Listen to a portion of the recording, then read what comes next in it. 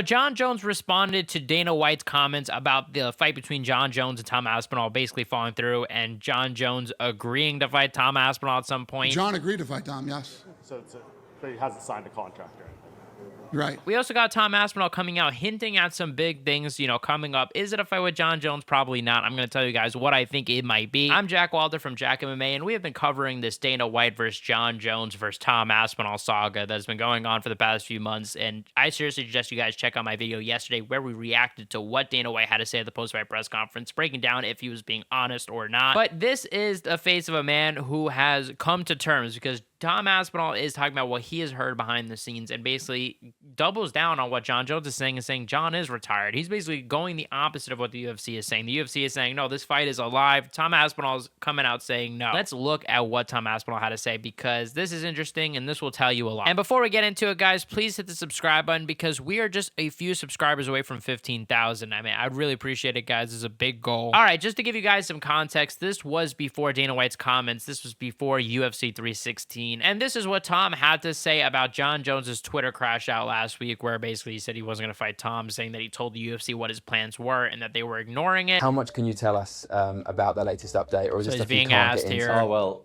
mate, I want to keep my job, so I don't want to say too much, but I said what I've said on other interviews and stuff, and it's, people think I'm joking, but it's the truth. So I'm not the kind of guy to doubling down. Or anything like that. What I'm saying is the truth, and it will be announced pretty soon, as far as I'm aware.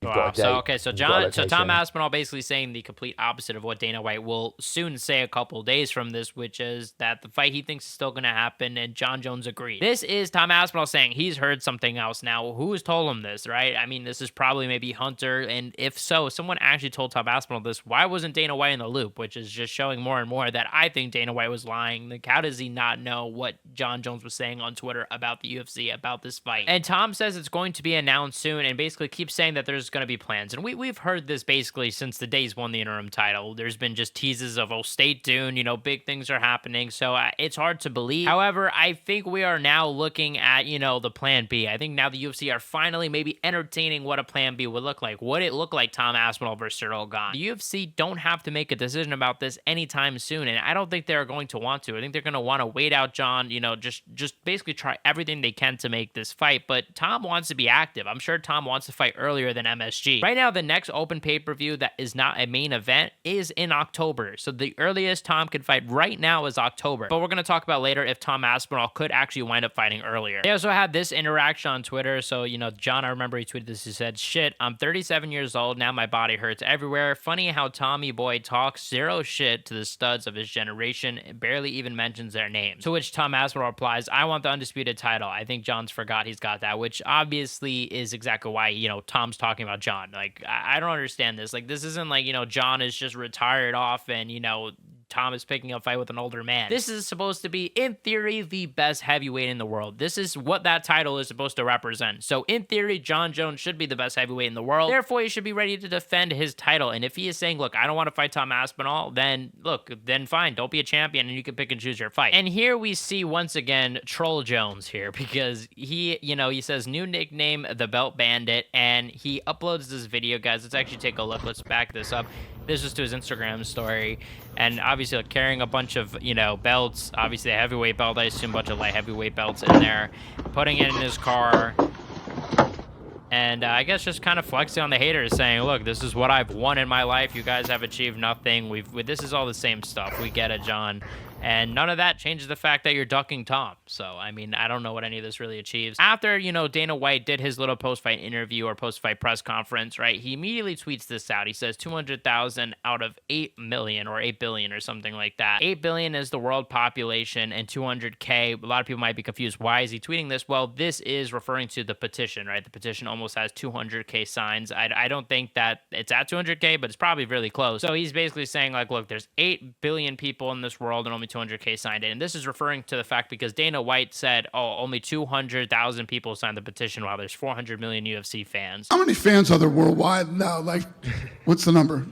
It's like 400 million or something like that. Yeah, 130,000 people want to see him stripped. Sure.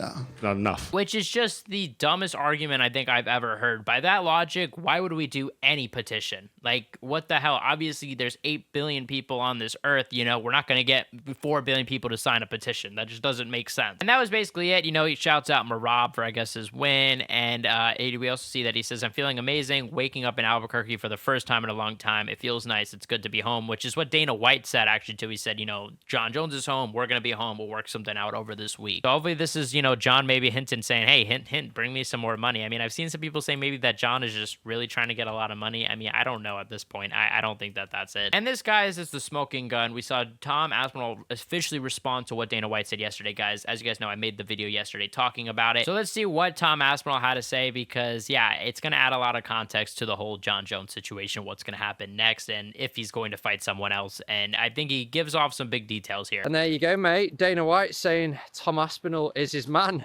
Tom Aspinall's the guy. He's the guy. What's your thoughts on everything that's gone on this week? I think a lot of people come out and they see what I've said and they think it's some kind of media stunt. I don't do that kind of stuff. If I'm going to come out and say something, it's going to be informed information. And that's true. As I've said a couple of times. And that's true, and I want to also defend Tom Aspinall, because I've seen some people online say, oh, well, you teased us and said that he had some big news, and it wound up being just like a champion collaboration. Tom Aspinall pretty much said every way he could, this is not a fight announcement. He literally commented on the post and said, like, I don't announce my fights, and basically said that it's not going to be big, and let everyone know, hey, look, this is an announcement, but it isn't something big of a fight announcement. Not for me to say. That's beyond my pay grade. I don't announce no fights. I don't announce no UFC news or nothing like that. But there is some coming. There's definitely some coming. So something coming Dana soon. White says I'm his man. We love that. I'm going to go and prove that pretty soon. There will be, I don't want to keep banging on, there will be some news, there will be an announcement. Just stick around and you'll see. I'm excited, and honestly, look, we talk about, you know, there's not a lot of stars in the UFC. I feel like Tom Aspinall could be a star. He's getting some traction in the UK. He's young, and I think he's really good. I think this is a guy that could beat a lot of other heavyweights. I mean, look at some of the other heavyweights right now on the roster, like, seriously. And plus, this whole Jon Jones feud, even though they haven't fought, it has definitely bumped up Tom Aspinall's stock. I think a lot more people like him. I think people feel like he's being done wrong. But yeah, you know, here Tom Aspinall is saying, look, I don't fuck around. Like, when I say something, I'm not, you know, saying it for clickbait. I'm not saying it just to get views.